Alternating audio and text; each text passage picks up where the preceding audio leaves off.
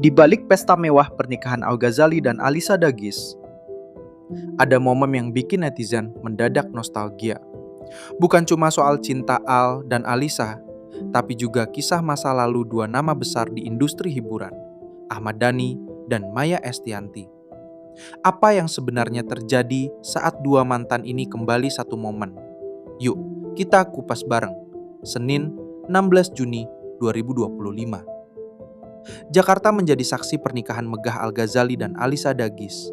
Semua mata tertuju pada pasangan muda ini yang akhirnya resmi menyatukan cinta mereka di pelaminan. Tapi, di balik kemegahan itu ada pemandangan yang tak kalah menyita perhatian. Kehadiran dua sosok yang dulu pernah berbagi cinta lalu berpisah. Ahmad Dhani dan Maya Estianty. Ya, bagi banyak orang, melihat Dhani dan Maya dalam satu momen keluarga terasa seperti membuka album lama. Mereka pernah membangun rumah tangga selama 12 tahun, sebelum akhirnya resmi bercerai di tahun 2008. Perceraian yang kala itu menghebohkan publik karena disertai rumor soal orang ketiga, Mulan Jameela. Sampai hari ini, nama Mulan masih saja disebut-sebut warganet tiap kali kisah ini dibahas. Tapi tahukah kamu, beberapa waktu lalu Mulan sempat angkat bicara. Dalam podcast bersama Melanie Ricardo, ia blak-blakan soal perjalanan cintanya dengan Ahmad Dhani. Bahkan, ia mengaku sempat menolak dinikahi oleh Dhani. Sebuah pengakuan yang cukup mengejutkan, apalagi di tengah hangatnya kabar pernikahan Al. Waktu itu justru aku tuh memilih untuk tidak mau berurusan sama Mas Dhani gitu, karena ya banyak hal lah yang aku pikirkan waktu itu. Maksudnya kayaknya lebih baik. Tapi Mas Dhaninya nangis. Masa? Lo liat muka gue gak kaget nih?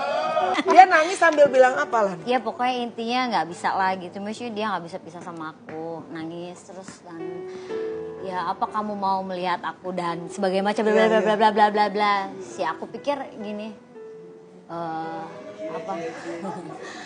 Aku pikir kenapa aku apa ya?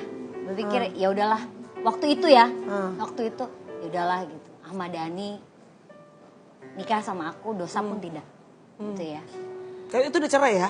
Udah. Cerai, ya. Di tengah semua drama dan sejarah itu ada satu hal yang menyentuh. Bagaimana anak-anak dari pasangan ini termasuk Al bisa tumbuh dengan baik.